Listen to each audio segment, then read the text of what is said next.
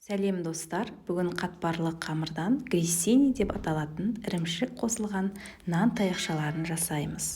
Дайындалу жолы өте оңай. Таңғы асқа ұсынсаңыз керемет болып кетеді. Дайындау үшін бізге керекті ингредиенттер: 500 грамм қатпарлы қамыр, 150 грамм ірімшік, 1 дана сарыуыз, күнжіт, ұн. Ірімшікті теркадан өткізіп аламын. Қамырды теңдей 2 бөлікке бөліп, ұн сеуіп отырып жайып аламыз.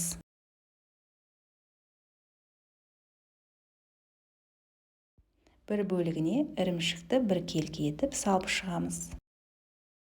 Бетін қамырдың екінші бөлігімен жабамыз.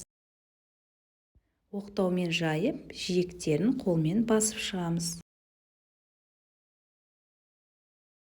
Енді 2 сантиметр болатындай жолақтар кесіп шығамын.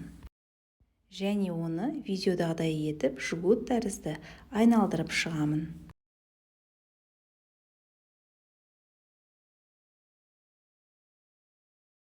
Пергамент қағазы жайылған противеньге саламын. Ірімшік таяқшаларының үстіне сарыуыз жағып, күнжіт себемін. Температурасы 200 градусқа дейін қызып тұрған пеште 15-20 минут пісіріп аламыз. Әр пеш әртүрлі болады. Сондықтан өздеріңіздің пештеріңіздің ыңғайына қарай реттеп қойғандарыңыз жөн. Ірімшік қосылған нан таяқшалары дайын. Өте дәмді, іші жұмсақ, сырты қытырлақ болып шығады.